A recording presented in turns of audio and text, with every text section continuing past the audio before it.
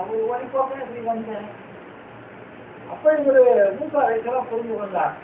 கடற்கரையாளத்துல போது அல்லாஹ் சொன்னானே இவரை பார்க்கறதுக்கு தான் நம்மளை அனுப்பி இருக்கிறான். அப்ப மூசா அலைஹிஸ்ஸலாம் அவர்கிட்ட சொன்னாரு, நீங்க இங்க போற மாதிரி தெரியுது, ஏதோ ஒரு பிரயாணம் போற மாதிரி தெரியுது, உங்களோடு சேர்ந்து நானும் என்ன செய்யறேன், கொஞ்சம் தூரம் வரலாம்னு நினைக்கிறேன். அல்லாஹ் உங்களுக்கு கற்றுக் கொடுத்ததிலிருந்து எனக்கும் கொஞ்சம் ஏதாவது கற்றுத்தாருங்கள் அப்படின்னு ஒரு கோரிக்கையை மூசா அலைஹிஸ்ஸலாம் எடுத்து வைக்கிறார். இப்ப அதுக்கு அவர் என்ன சொன்னாருன்னா, அவர் ஒரு மனிதர், அவருடைய பெயர் நான் மறுபடியும் சொல்றேன், மூசாவுடைய பணியாளர் பெயர் யோசு அலிபன் நோன் என்று நான் சொன்னேன். இப்ப இரண்டாவது ஒரு கேள்வி, அந்த யாரு அந்த மூசா சந்தித்த அந்த மனிதர் இருக்காங்கல்ல, அவருடைய பெயர் யாருக்காவது தெரியுமா? அந்த கடற்கரையில் உட்கார்ந்து இருந்தார்ல, மீன் காணாம போன இடத்துல யாரு பிரபலமான வரலாறு, பிரபலமான மனிதர், கிட்டத்தட்ட ஒரு நதியா இல்லையா என்று நாள் தெரிஞ்ச ஒரு சர்ச்சையே இருக்கிறது. அவருடைய பெயரை சொல்லி அலைஹிஸ்ஸலாம்னு சொல்லுவாங்க. சொல்லுங்க, இந்த பக்கத்துல யாராவது மௌலவிகள் பதில் சொல்லாம இருந்தா நல்லா இருக்கும். சமீபத்தில் உலகமாக அவங்க இந்த இதில் எழுதுறோம்னா அவங்க இதை சொல்லிடுவோம். சரி, கடைசியா நான் கேட்கறேன்னா விளக்கம் நான் சொல்லுறேன். அவங்க ரைட். இப்போ ஹிந்தரு, அவருடைய பேர் என்னது? ஹிந்தரு. ஹிந்தரு அந்த காலத்தில் நம்ம ஊர்ல ஹிந்தருங்கிற பேர் தான் வச்சாங்க. இப்பதான் யாரு இந்த வெளிநாடு எல்லாரும் ஒதுக்கிட்டாங்க.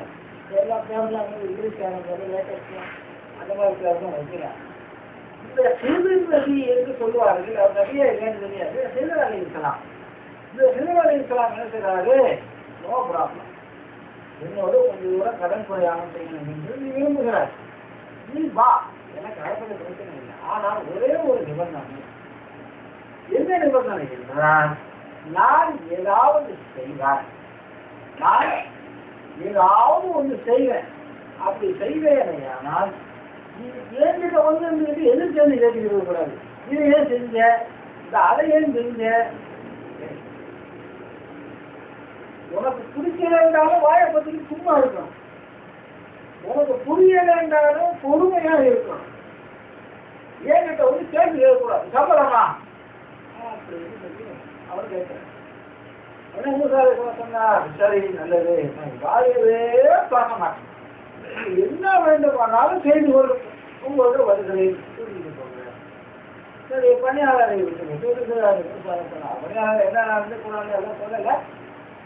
அதுக்கப்புறம் மூசாவை புத்தகம் சொன்னான். மூசா என்ன செய்யாது, சிறுவருக்கு சேர்ந்து அந்த வழியில ஒரு படகு கொண்டு, ஒரு கப்பல், ஒரு படகு, ஒரு பெரிய படகு சேர்ந்து அந்த கையை காட்டி அதில் ஏறிக்கிறான். அது ஒரு மீனவர்கள் மீன் பிடிக்கிற படகு கொண்டு ஏறிக்கிட்ட உடனே கொஞ்சம் தூரம் படகு போகுது. கிட்டத்தட்ட ஓரளவு தூரம் போன உடனே அந்த சிலுவை அலைஹிஸ்ஸலாம் என்ன செய்யறாருன்னு கேட்டா, ஒரு கடப்பாறை எடுக்கிறாங்க, சின்ன மீடிய சைஸ்ல ஒரு கடப்பாறை எடுத்து அந்த வத்தை இருக்குல்ல, வத்தையில அந்த படகு இருக்குங்க. அதுல அணியந்து ஒரு பகுதி இருக்கு, பெரிய நாளுக்காவது அணியம் தான்.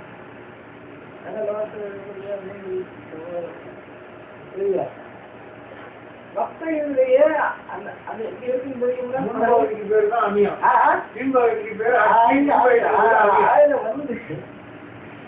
அதுல இந்த முறை இருக்குல்ல, முறை இருக்கக்கூடிய அந்த எண்டு, அந்த முறைக்கு அணின்னு சொல்லுவாங்க. அந்த பகுதியில் என்ன செய்வாங்க, அந்த சிறு அலைஹிஸ்ஸலாம் அந்த கையில இருக்கக்கூடிய கடப்பாறை வச்சு ஓட்ட படகை உடைக்கிறார். படகை உடைச்ச உடனே பார்த்துக்கிட்டு மூசா அலைஹிஸ்ஸலாம் பொறுக்க முடியும். அவரை விட்டு கொஞ்சம் எதிர்ப்பு வரும், அவருக்கு கொஞ்சம் ஆவேசம் போவோம் அதிகமாக வரும். இதுதான் ஒரு எதிரி இருந்தாங்க, அவங்க மூசாவை வளர்த்தோறேன், அவங்க வளர்த்தோறோம். ஒரு சந்தர்ப்பத்தில் பூசா ஒருத்தர் மேல கோபத்துக்கு தவால் ஆக ஒரே அடிதான் பக்கத்துல பூசா ஒரு அடிதான் அடிச்சாரு. ஒரு அடியில ஒருத்தர் மொத்த இப்படிப்பட்டாரு அவருக்கு ஓடி நாட்டை விட்டு ஓடினார். அந்த வார்த்தையில வேற செலுத்தம். அவர் என்ன செஞ்சாரு, உடனே கோபப்பட்டு லட்சுமி சொல்றாரு, என்ன பாத்தீங்களா அப்படி நீ தொழிலிக்கா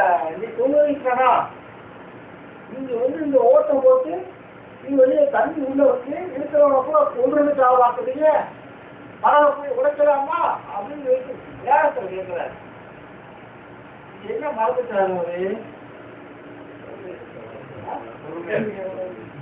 மாறி அந்த மறதி என்ன செய்யுது கேட்டா சில நேரங்கள்ல எல்லாத்தையும் ஆதம் அலைஹிஸ்ஸலாம் அவர்களை படைத்து அல்ல எங்க வச்சான், ஒரே ஒரு நிபந்தனை இந்த மரத்தை நெருங்காதீர்கள், அது நெருங்கினால் நீங்கள் கெட்டவர்களாகிறீர்கள், அநியாயக்காரர்களாகிறீர்கள்.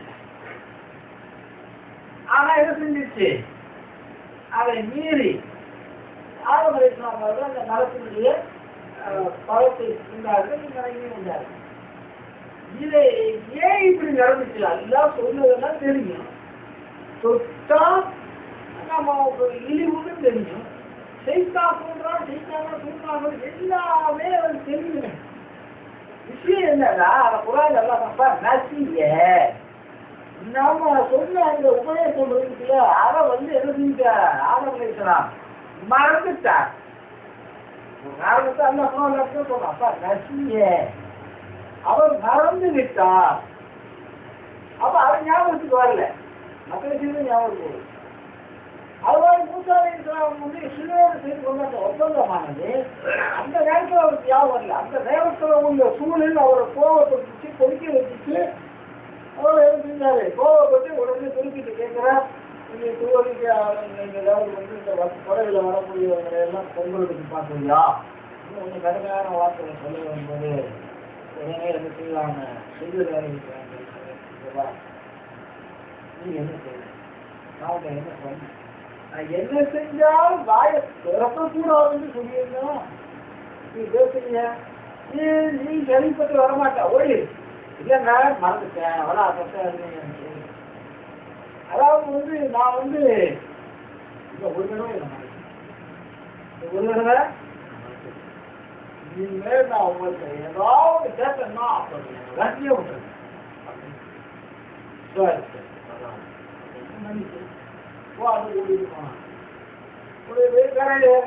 போய்கிட்டு இருக்கிறாங்க.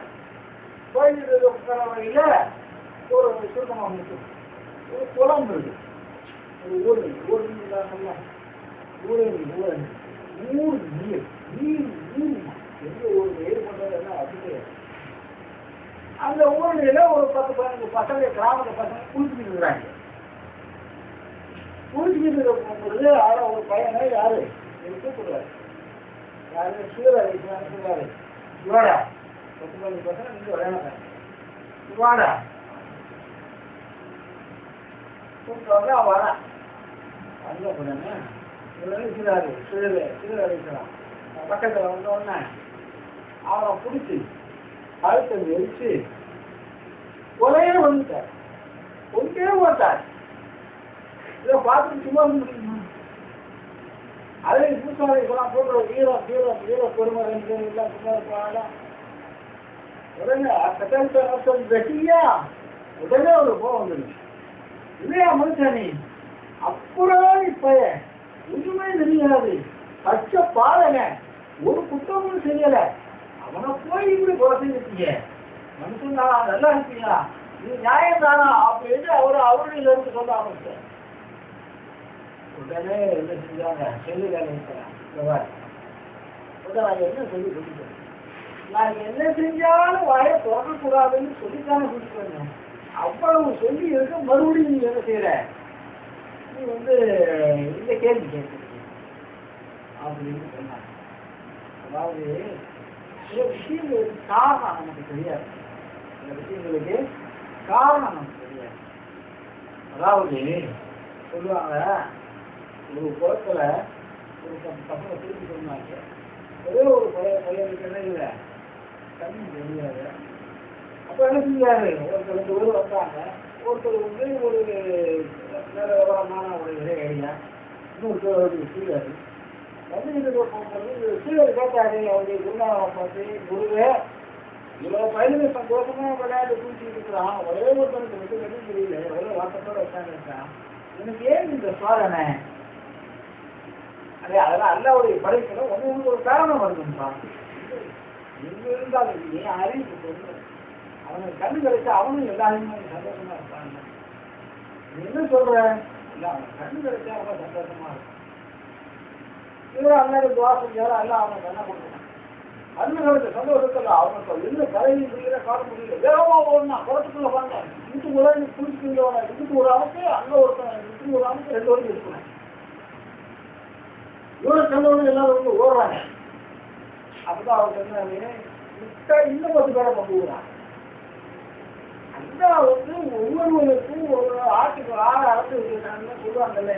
உலகத்துல ஒவ்வொன்றுக்கும் ஒரு காரணம் இருக்கு. அந்த காரணம் தெரியாம என்ன செய்யறோம்? அல்லாஹ்வின் மீது குறை காண்கிறோம். சரி, ஆரம்பிச்சவர்கள அப்ப சிறு அழைக்கலாம் சொன்னா, இந்த இதுக்கு மேல உடனே வந்து சரிப்பட்டு வராது, ஓடி 2 தடவை யாரு அதோட தான் அவர் என்ன செஞ்சாரு? தப்பு பண்ணி 3வது முறை நான் உங்களுக்கு ஏதாவது கேட்கறாட்டு என்ன அப்பவே அழைச்சி குறைச்சிருக்கேன் சார். சரி அப்படின்னா அந்த தடவை என்ன செய்தாப்புல அப்போ 2 பேரும் அப்ப சரி வர வந்து கோயில் வளர்ச்சி போச்சு. அந்த ஊருக்கு வந்தாங்க. ஊர்ல வந்து என்ன செய்யறாங்க? ஒரு பள்ளிவாசல் சத்துரம் சாப்பிடி அந்த காலத்துல சொல்றாங்க. அந்த காலத்துல ஓட்டல் இருந்தாலும் இல்லாத ஒரு காலம் தானே. வெளியூர்ல இருந்து வர்றவங்க வெளியூருக்காரங்க ஏதாவது புது முகமா இருந்தா அந்த ஊருக்காரங்க என்ன செய்வாங்க? எந்த ஒரு சாப்பிட்டு எல்லாம் இருக்காங்க, இன்னைக்கு சாப்பாடு கொண்டாந்து கொடுப்பாங்க. அதில் ஒரு கூட்டி கொடுக்குற வீடுகள்ல சாப்பாடு கொடுப்பாங்க. இதெல்லாம் பாரம்பரியமா எழுதி நடந்து வர மனித குலத்துக்கு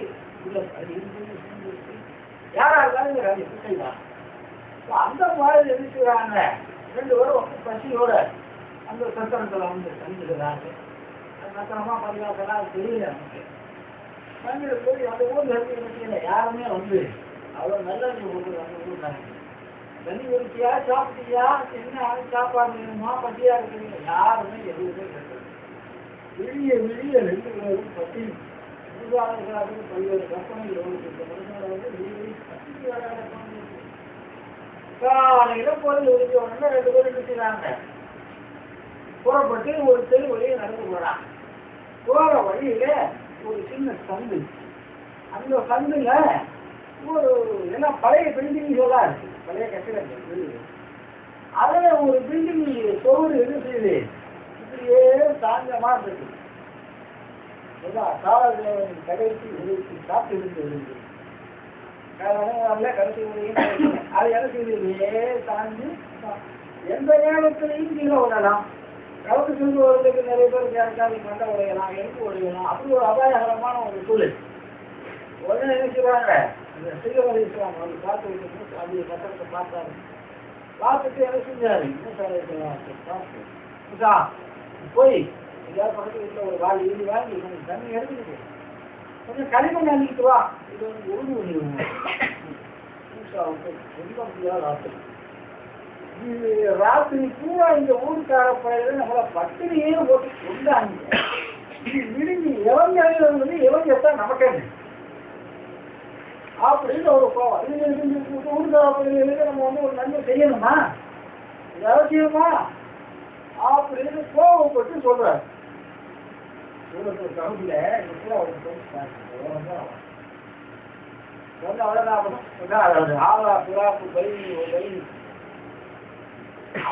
இருக்கிறான். அதுக்கு முன்னால என்ன செய்யறாரு? சில்லு அழிக்கிறான். அந்த களிமண்ணை எடுத்து தண்ணி ஊற்றி அந்த சோத்தையெல்லாம் செப்பனைக்கு எல்லாம் கரெக்ட் பண்ணி வச்சுட்டு அதுக்கப்புறம் சொன்னாரு, இந்த பாரு மீண்டும் நானும் திரும்பி வேண்டிய நேரம் வந்து விட்டது. இனிமே உன்னோட நான் வரமாட்டேன். என்ன நீ வந்து என்னை திரும்பி வரலாறு. அவ சொன்னதுக்கு பிறகு நீ போறதுக்கு முன்னால சில விஷயங்களை தெரிந்து கொண்டு போ. இதெல்லாம் இருக்குங்க நம்ம வாழ்க்கைக்கு தேவையான பிரச்சனை. அவர் சொன்னாரு, வெளிப்படையாக நீ உன்னுடைய பார்வையில் வந்து உலகத்துல அசுபாபுகளைத்தான் நீ பார்க்கிற. அசுபாபுனா அல்ல அரிசி கொடுக்குறோம், அரிசி கொடுக்கறதுக்கு ஒரு வேலை கொடுக்குறான். அந்த வேலை அந்த கம்பெனியில நமக்கு வேலை கிடைச்சதில்லை. இது வந்து சபபு காரணங்கள் ரிசுக்கு வருவதற்கான வழிமுறை. இது அசுபாபு சொல்றது. ரிசுக்கு யார் கொடுக்கறது? அல்லாஹ். வெளிப்படையாக செய்தியில் இருக்கிற அசுபாபு. நீ என்ன செய்யறன்னா வெளிப்படையாக இந்த அசுபாபுகளை பார்க்கறேன். அதுக்குள்ளே இருக்கக்கூடிய தத்துவங்கள் உனக்கு எதுவும் தெரியுமா? தெரியாது மூசா அவர்களே. நீ போறதுக்கு முன்னால் சில செய்திகளை எங்களிடத்தில் கேட்டுக்கொண்டு போகும். முதலாவதாக எனக்கு வந்த சந்தேகம் என்ன? அந்த கப்பலை நான் உடைத்தேன். இந்த கப்பல் யாருக்கு சொந்தமானது? ஏழை மிஸ்கின்கள் நீர்மீறி தொழிலாளர்களுக்கு சொந்தமானது. சொந்தமான இந்த கப்பலை நாம பயணம் செய்து போகிற வழியிலே ஒரு அரசன் இருக்கிறார். அவன் வந்து கண்ணுக்கு குளிர்ச்சியே நல்ல கப்பலாக அந்த தோல்வி இருக்க படகு இருக்குதான் இல்லையா? ஒவ்வொருத்தரும் பொன்னாட்டியை ஜோதிக்கிறத விட தோல்வியை ஜோதிக்க சொல்லுவாங்க. கடல் புறா அப்படின்னு ஒரு இருக்கு. ஒவ்வொரு எழுத்துக்கு ஒவ்வொரு கலர்ல இருக்கு. அது என்னென்ன பண்ணணுமோ அப்புறம் அழகா அலங்காரம் பண்ணி வச்சிருப்பான். அப்ப இப்படி அழகான தோணிகளாக, அழகான வண்ணங்களாக, அழகான வசைகளாக, பாய்மரங்களாக, படகுகளாக அது இருந்தால் இந்த போற வழியில இருக்கக்கூடிய அந்த மன்னன் இருக்கிறானே அவன் வந்து இதை கைப்பற்றிக்கிறான், புரிஞ்சுவான். ஒரு அழகான படையை பார்த்துட்டு சும்மா இருக்கான், ஓடுகிறாங்க. அப்புறம் அந்த மீன வழி கடி என்ன இதை சொல்லும்போது உங்களுக்கு சிந்தனை கடற்படை ஞாபகம் வரும் அல்லது வராம. அதுக்கு நடவடிக்கை எடுக்க வேண்டிய அரசு என்ன செய்யல, தமிழ்நாட்டுல நடவடிக்கை எல்லாம் எடுக்கல. அது தனி விஷயம். இப்போ நான் லேசா ஓட்டையில போட்டு வச்சுருந்தேன். அது ஒரு மூலியா போன மாதிரி இருக்கும். அதை பார்க்க கவர்ச்சியா இருக்காது. அதனால மீனவர்களுடைய படகு